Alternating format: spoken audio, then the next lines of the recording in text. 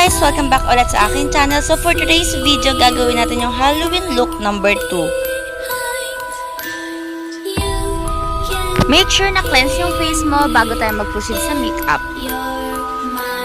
For our first step, kukuha tayo ng liquid latex, then ilalagay natin yun sa half ng face natin. So, gumagamit ako ng makeup sponge para i-apply yung liquid latex sa half ng face natin. Make sure na hindi mo malalagyan yung eyes mo kasi baka ma-irritate siya.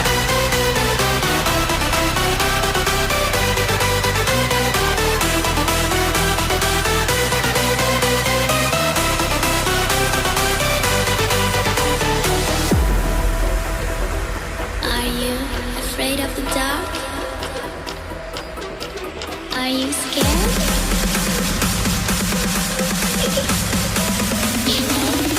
Then, kumuha ako ng oatmeal, tapos nilalagay ko kung saan ko nilagay yung liquid latex. Yan yung maglalagay ng texture sa face natin na mukhang naaagnas. Kahit anong tatak ng oatmeal pwede mong gamitin, depende sa'yo.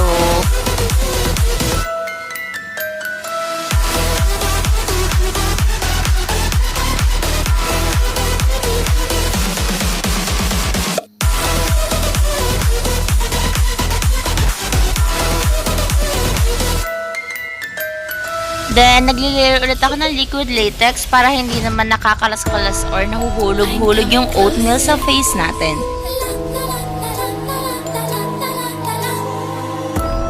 I will catch you.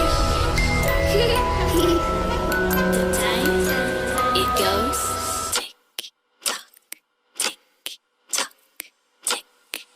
So, make sure na makapal na layer ng liquid latex yung ilalagay mo para magmukha talaga siyang skin-like later.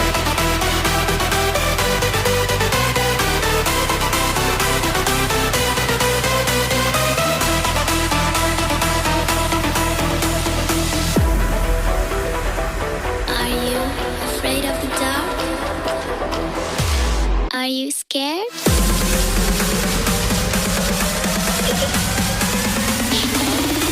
I am you.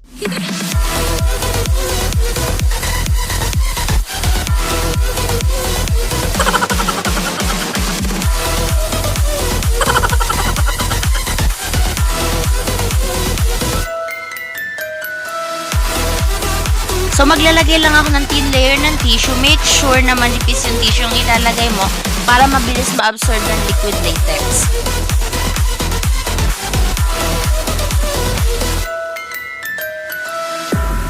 Then, let it dry. You can use a blower. Pero as you can see, hindi ako gumamit ng blower kasi tinatamad akong kunin.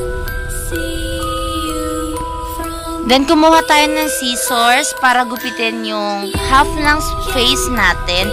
Make sure lang na mag-iingat ka sa pag-use ng scissors kasi ayaw mo naman sigurong matuluyan na mahiwa yung face mo, right?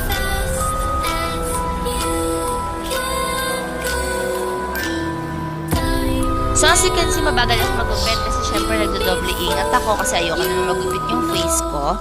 Don't forget to subscribe and also click the ring button para manotify ka sa aking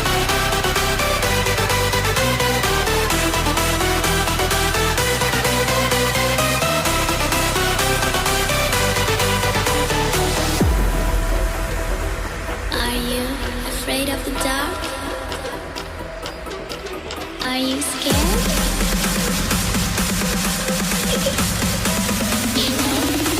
I am you.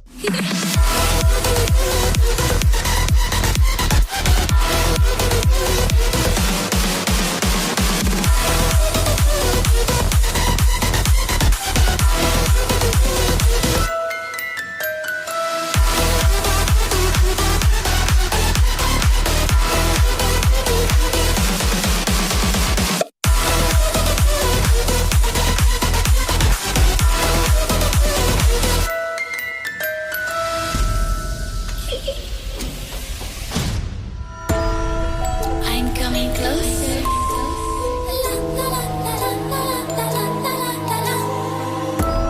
I will catch you. The time it goes tick tock, tick tock, tick tock. So, dun sa part na pinipit natin, nilalagyan ko lang ulit siya ng liquid latex para kumapit yung oatmeal na ilalagay natin later.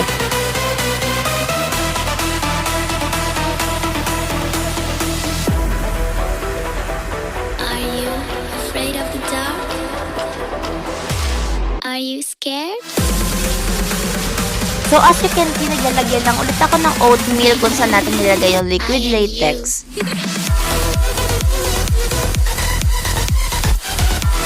So, naglalagay lang ulit ako ng liquid latex kung saan nalagay yung oatmeal para nga kasi hindi siya malaglag. Yes, paulit-ulit naman.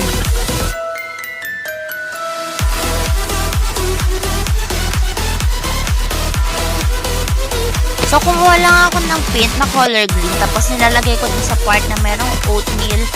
Magmumukha siyang parang lumot effect, parang naaagnas effect kasi yun yung ina-achieve natin na look.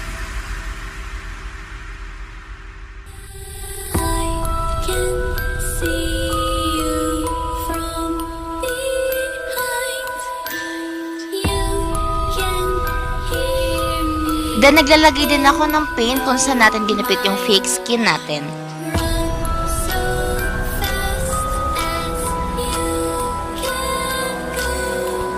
So, kumuha lang ako ulit ng paint in the color red-brown, tapos ilalagay ko lang din ulit siya kung saan natin nilagay yung color green na paint.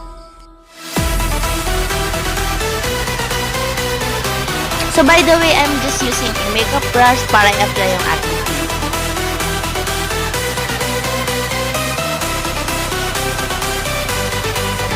So, kumuha lang ako ng foundation, obviously, dalawang shade kasi si ate girl nga, lagi naman too light and too dark. Tapos, i-apply lang natin siya sa other half ng face natin. I am you.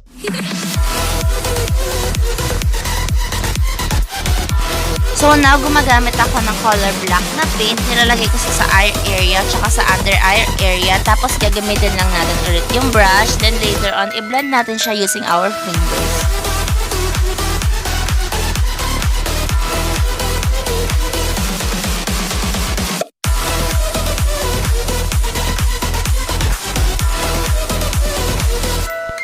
Then, kumuha ulit ako ng paint in the color yellow. Tapos, nilalagay ko siya sa other half ng face. I'm coming closer.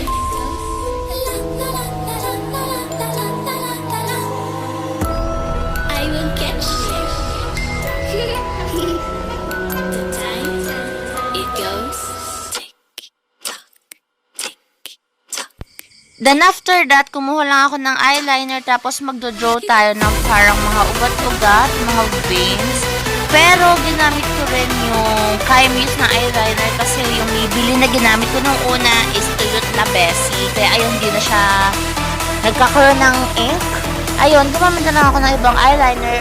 Obviously, kahit anong eyeliner naman pwede mong gamitin, Bessie Wap. Are you scared? Then, kumuha lang ulit ako ng black na paint. Ilalagay ko lang sa other eye natin. Tapos, i-blend ulit natin siya mamaya using our fingers.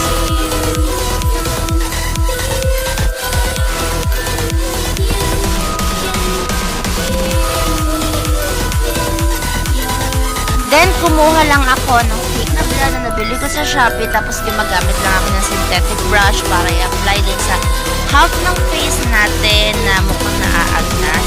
Pero mamaya maglalagay din ako sa ibang parts ng face natin para magmukhang nababalat ang effect ganun.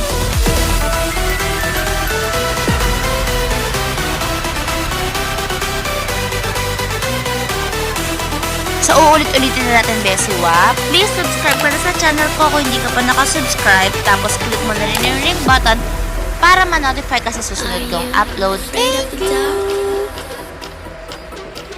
Are you scared?